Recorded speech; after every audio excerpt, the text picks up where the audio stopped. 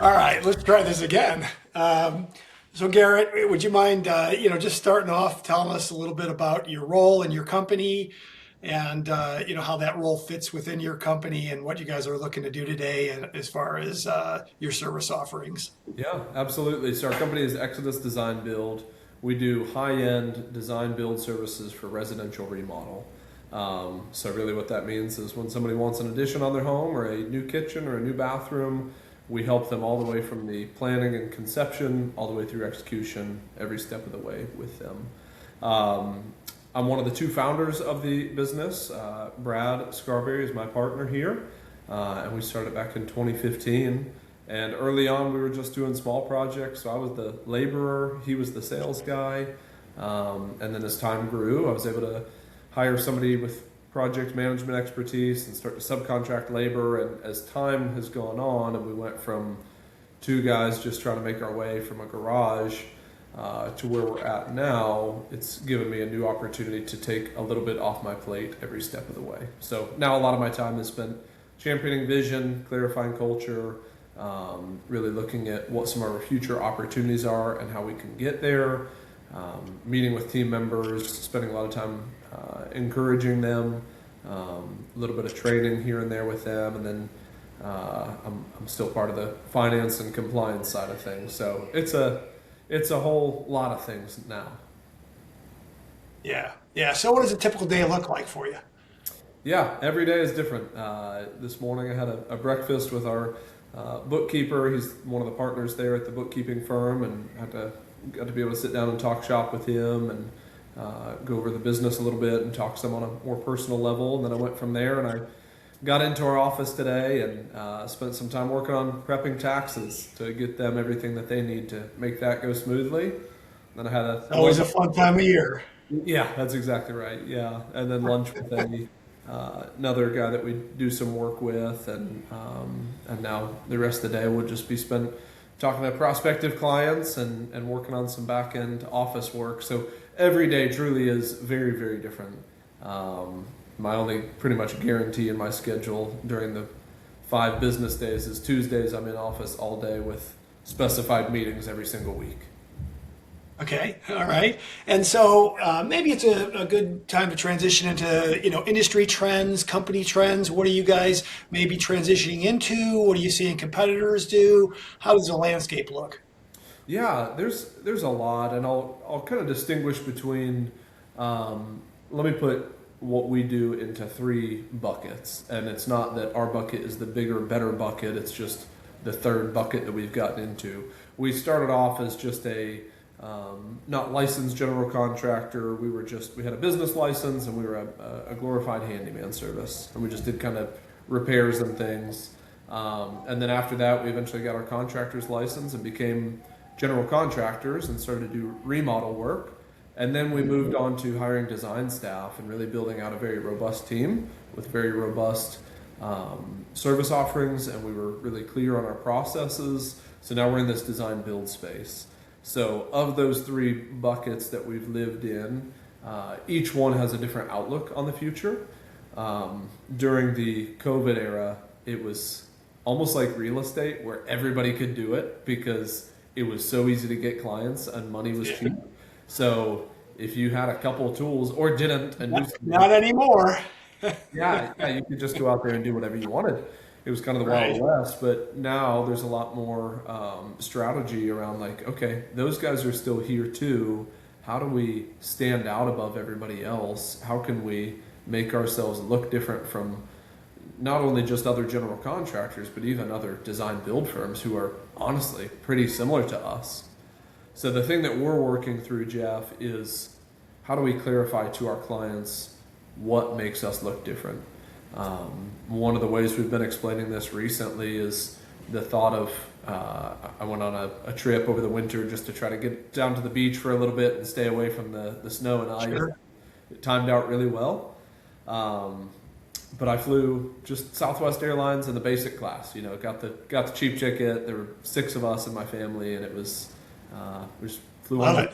It was good. My parents, though, they flew first class. And there's such a difference between first class and sitting in the back of the plane. I'm sure you've probably done both before. And the reality is, it's the exact same airplane, first class, business class, we call it last class, sitting in the back, you're sitting on the same exact airplane, you take off from the same place, you land in the same place, and really, the time is the exact same. Everything's the same except the experience and the price. So people who fly first class are happy and willing to pay extra money because the same thing that everybody else is going through, they're going to go through it as well, but it's going to be way more comfortable, more convenient, a little bit more private, and then it's going to free them up to focus on what they need to focus on. So when it comes to renovating your home, I'm not going to guarantee to have a dramatically different end result to what the home looks like in the finish. In fact, I'll probably be just about as fast as everybody else is doing it. So you can't really hire us just because we're faster or because we're cheaper or because in the end your renovation is going to look dramatically different. Sometimes it does, but really what we want to communicate to our clients is we're going to provide a next level customer service. That way the guys who we work for, who are presidents of big companies, CEOs of big companies, they can focus on their job the whole way through. The mom can focus on living her life. The kids can keep, enjoying life as they know it. And the experience through the, call it 6 to 12 month renovation on their home is so different along the way. So that's kind of, to answer your question more from a customer service facing perspective, what are our differentiators? That's the big thing. In terms of what our market is looking at, man, it's so clear the difference between technology and lack of technology. I mean, that's where so much comes in. I've had to open a new bank account at 2 different banks. One does everything online, and I can text my banker, and it's just speedy, fast, and they use DocuSign. The other is like, yeah, just come on by the branch and we'll help you out. And I'm like, I can't make it. So the amount of time that time and effort and headache and frustration that it took to open a bank account where they don't offer anything online versus the digital high-tech bank, man, one had the account up and going in way less than 1 business day. The other I've been working with since January and I still don't have an account there. So when it comes to technology, some people want to think of technology as just cool gadgets and gizmos, but it translates to speed, efficiency, which then leads to a greater customer satisfaction in the end. Yeah, no, great. And I know we want to, touch on the technology point, and some of the automations and things that you guys are looking to do and digital stuff that you're doing that competitors might not be doing. But maybe talk through some of the challenges within your business today. Where are you guys finding, some of those pain points in the business? How is it affecting your scalability?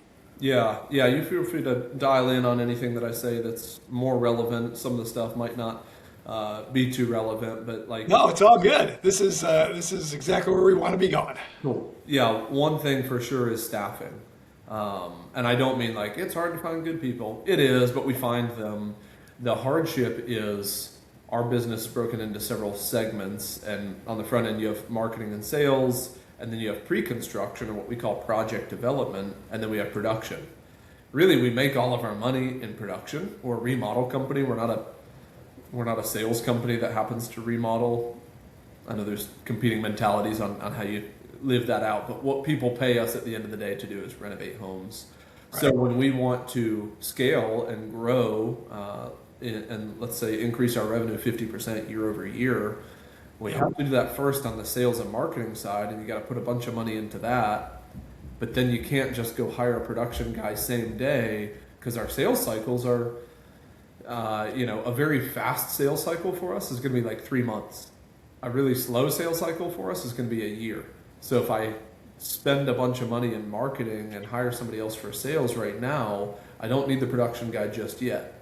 But then you can also get to a spot where the sales guy's doing really well, and he's, the marketing's working. Then you don't have the back room. Yeah. Or in the middle, where the project development team is trying to push permits through. Permitting is really hard with construction. They're trying to make sure that our estimates are correct. They're trying to make sure that our specifications and all of our documents are right, that our design team is being led well and leading our clients well. So you can have a great sales team, and then you can have a ton of projects that kind of get stuck in the middle of the funnel, and then you can have a small production team, and you're going to hurt. And there's so many ways to do that. So staffing is definitely one of the biggest complexities for us right now. We're a team of 7, and we're very seriously evaluating hiring 3 people right now, and we've identified them. But to go from 7 to 10 immediately, that's practically a 50% jump. That means something. And then with that comes cash flow constraints, because exactly like I just talked about the people, same thing. If you can't sell it fast enough, money really matters when it's time bound. Money has to be bound to time, otherwise it's meaningless. So if you can't sell it fast enough, then you're going to hurt with cash. If you can sell it quickly, but you can't get it to production quickly, then you just become fat in the middle, and that's not helpful. And then if on the back end you're not producing it quickly, let's say it sold well and sold fast and got prepared well, but then you get it to the back end into production, and then you're just crawling through production, you're going to feel constraint there as well. So a big challenge with renovations, and a lot of guys in our industry share this as well. We'll have like a lot of projects all of a sudden come at once. This time of year, it gets sunny, it's springtime, and people get their tax money back. Let's go. Yeah. For the races. So with that, we're trying to manage, how do we make sure that we have a steady workflow, and it's not 4 new projects all at once, and then we finish them all 4 together, and then we're waiting on the next batch. So what is that? Let me dig in a little bit on that. So what does your sales process look like?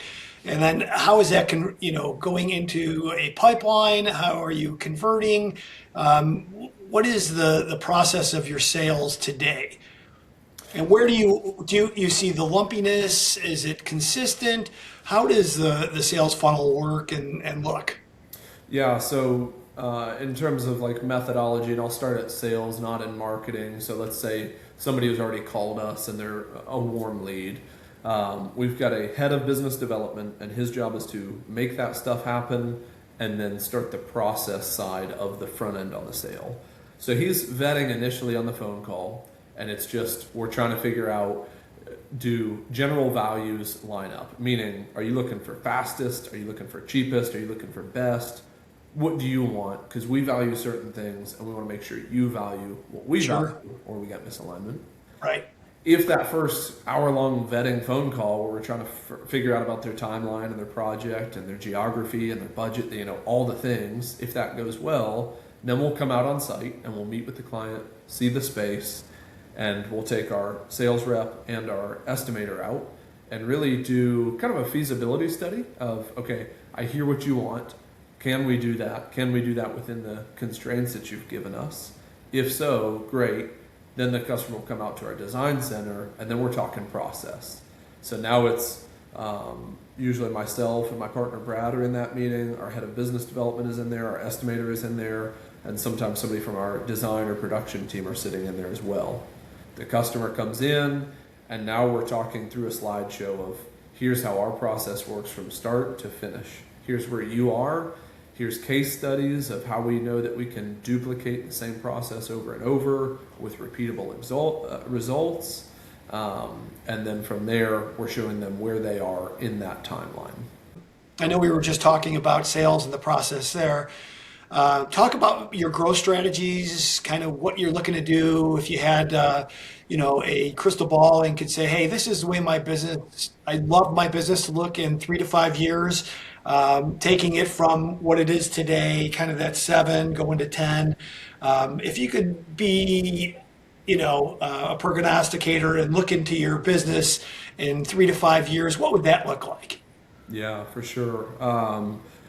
When we think like foundational basics in that, the way that we talk about it is right people in the right seat. That's a big part of this, is making sure that we've got the right staff for what we're doing. And then we run on EOS, or entrepreneurial operating system. So another big thing that we talk about is all of our core processes are documented and followed by all. So those are just some kind of like framework ideas for where we're going, is a very systematized business so that there's not guesswork and we're not making stupid mistakes that are costly. So that's how we want to be operating. in terms of growth and what we hope to do in our space, there seems to be this kind of a ceiling around somewhere around $15 million in revenue for the design build space in the Atlanta market. I know there's guys doing more than that for sure, so I'm not saying it can't be done. That just tends to be the medium-sized remodelers. That's about where they go, and they just kind of hover around there. Some years are more, some years are less. So because of that, and our organization is very development focused, so when we hire people, we're trying to only, at least in this season, only hire A players, meaning guys who they're like franchise players. We can build a team around them, and we can go for a long, long time together. The challenge that brings then is, okay, if we're going to hire amazing guys and gals who have incredible opportunity for the future, if we try to live in this, we're going to hit 10 or 15 million and then we're going to stagnate there and we're just going to keep on keeping on. It's great for ownership because I know what the numbers look like on that end. But for everybody else, they've got so much more leadership potential, so much more growth potential. So they're either going to go up with us or they're going to go out somewhere else. And we want them to go up with us. So in order to do that, what we're working to do now is identify other markets around the Southeast United States that are going to be somewhat like us, and we can take our model, our process, and then start to duplicate that other places. So basically organic geographic expansion. Yeah, that's exactly Taking what you're doing, going to new geographies, opening up offices, putting boots on the ground and going. Yeah, yep. And I don't want to be naive about it and say because Exodus is going well, we can just go do this everywhere we want, or we can jump into any other business.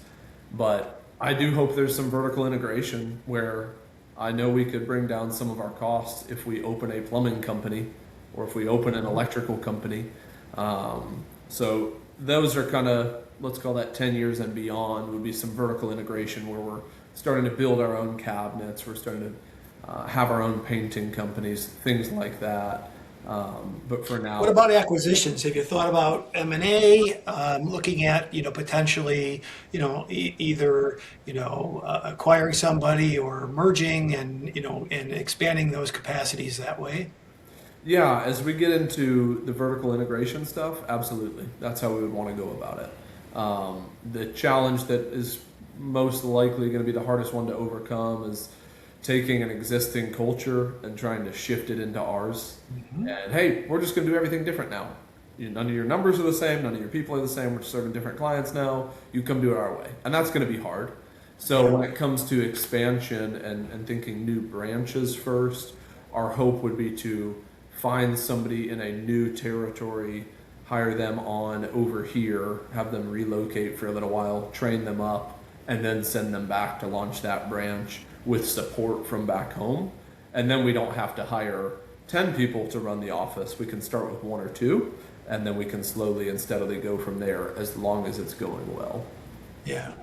Yeah, I'd say, from my investment in private equity experience, I think the biggest mistake people make is doing acquisitions too early when they're not ready for it, that their team isn't ready, your systems aren't ready. But then 2 is, finding a culture that doesn't fit.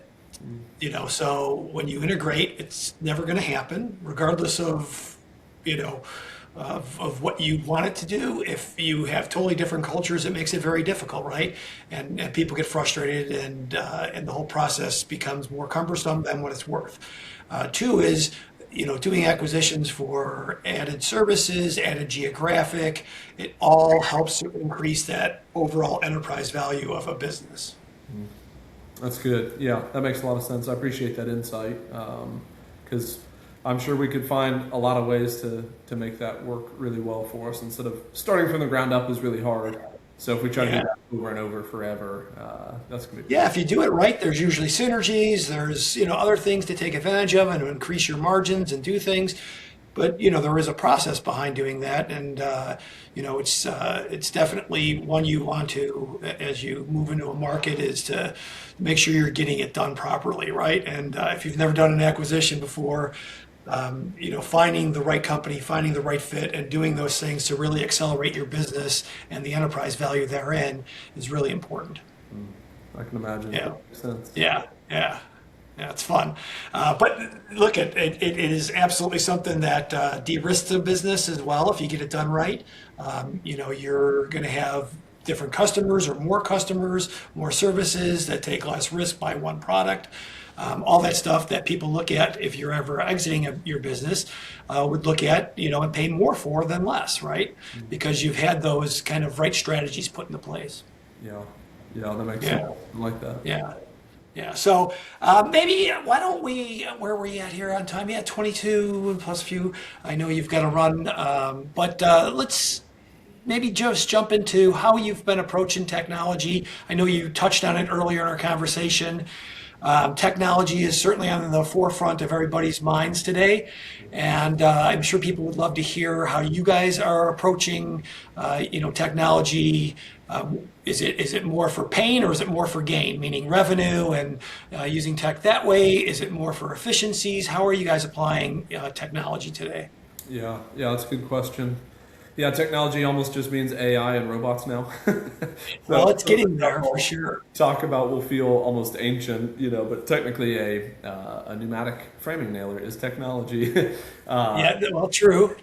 But in our space, things that we're doing that are pretty common amongst peers, but pretty radical compared to that second bucket of the general contractors is using project management software, and a lot of the good ones will integrate all the way starting at CRM through project management and sales, and really help with estimating and job progress and billing. So the software that we use now, we don't use it as a CRM, but we do use it for once the customer comes into our CRM, now they're added to project management, we do all their estimating in there, which means we're templatizing. So when you're going to do a scope on $1 million renovation, to come up with the framework and naming the rooms and the trades that are going to be done, that's like a 5 to 10 minute task now. And then from there, starting to flesh it out more. Yeah, it takes a little bit of time to tweak it, but we do all of our estimating there. We do all of our scheduling there as well. And then we send out all of our purchase orders and work orders to subcontractors and vendors through there, which just gives, I think back to guys in construction and even the early 2000s, like everything was done out of a job site trailer. And if you needed to make a phone call, typically you got in your truck and went back to the trailer to call somebody or went to a payphone. So keeping all that stuff warehoused together in a software platform has been extremely helpful to us.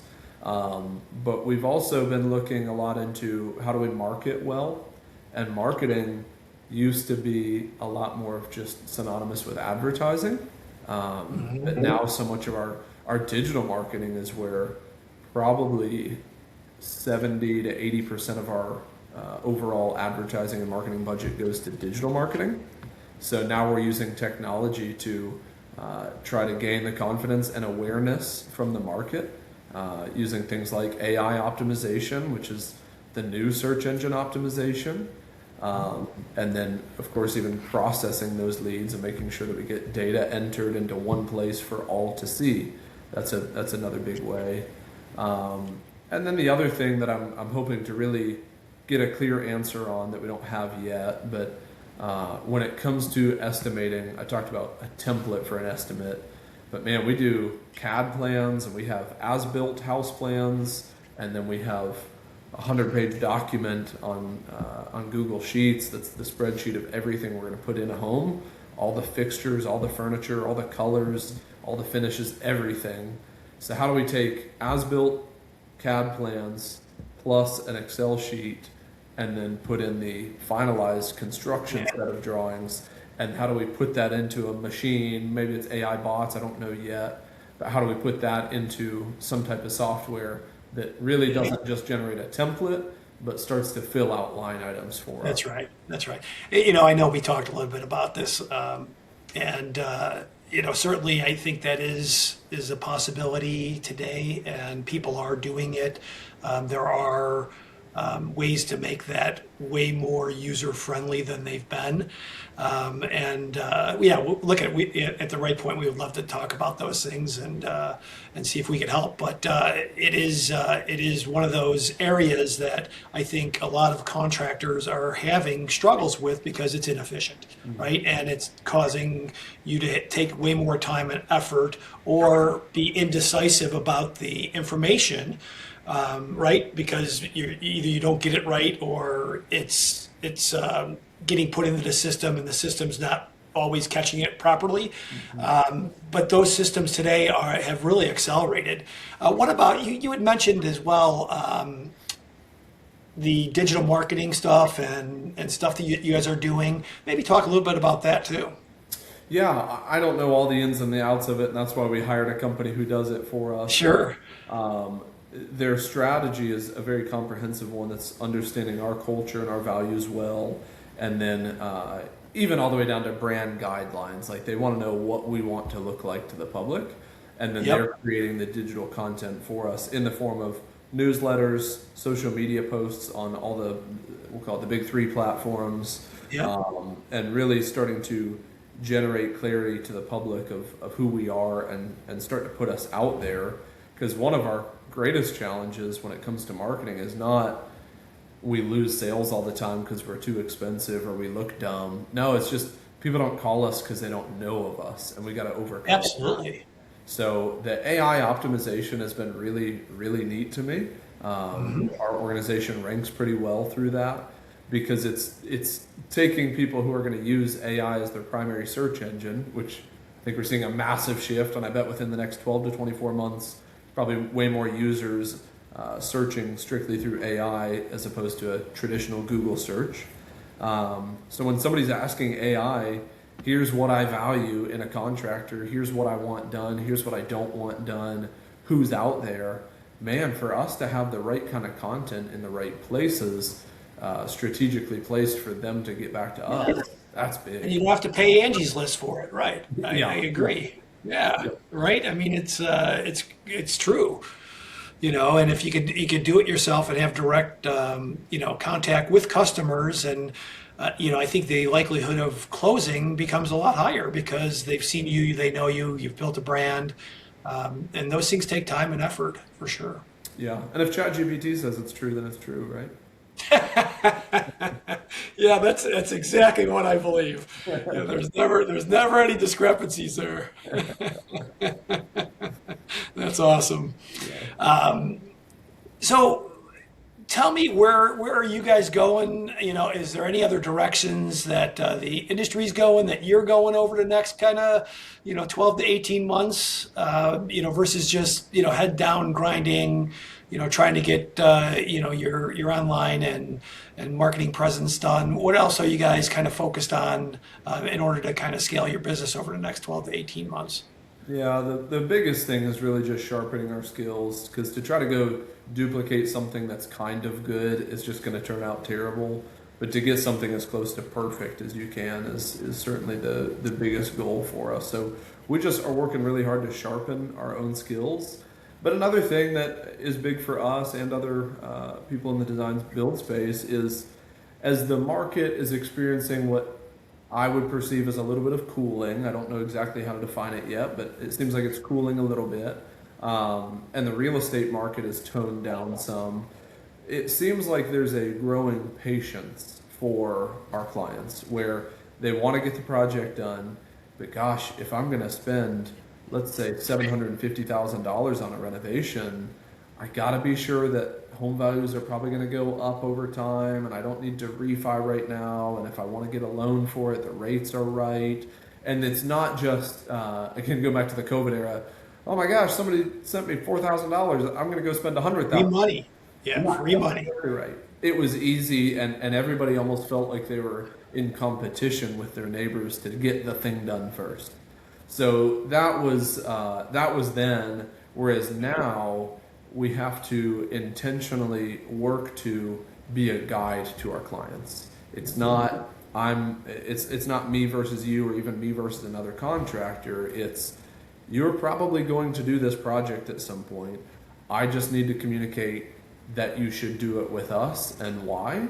But if you shouldn't do it with us, I'm going to tell you why, and I'm going to recommend who you should do it with, because not every client is right for everybody. So as the market generally is taking a little bit more time now to make decisions on their remodels and on their big projects, we just want to be an ally to the client and help them make sure that they're making a right choice. So, that's again kind of answering the question of what's on the horizon. Well, the horizon is, hey, we have to adapt to the market, and as it slows down, as it speeds up, we've got to be ready to make changes as necessary. Yeah, no, that's awesome. And you mentioned, some of the macroeconomic issues around interest and interest rates and, what that's doing to the home builders market.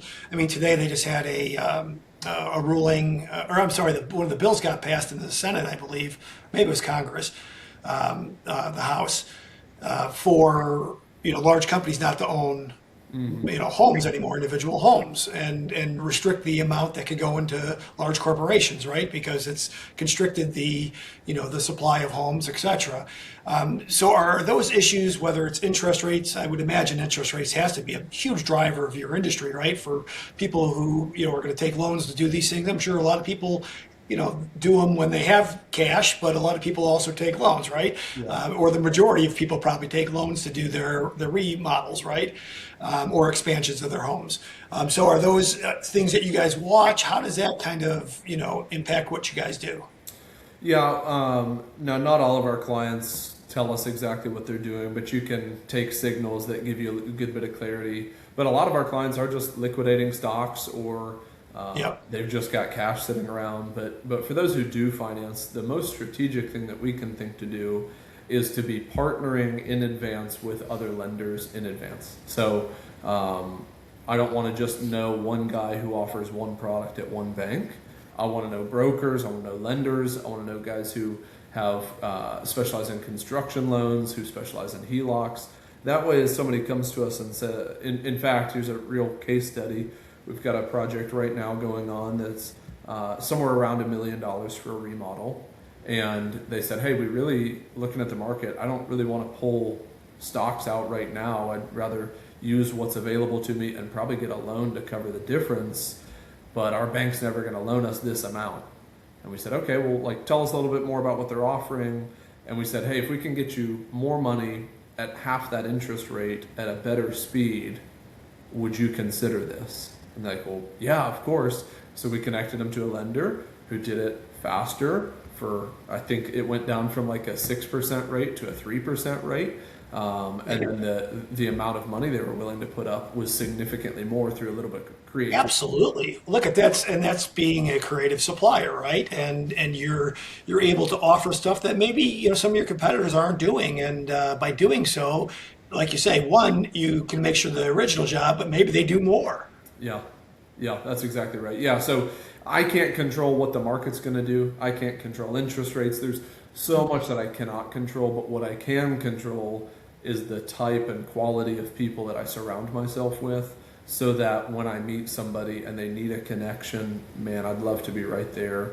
And it, self-servingly, it keeps us front of mind. So even if somebody comes to us for a product or a service and we can't do it, I still want to help them. I still want to point them in the right direction. No, absolutely. Absolutely. Well, is there, if you want to step back for a sec, is there any other thoughts that folks who, if you're going to take a few of these video clips, is there folks out there that, potential client-wise, that things that you would want them to hear from you on?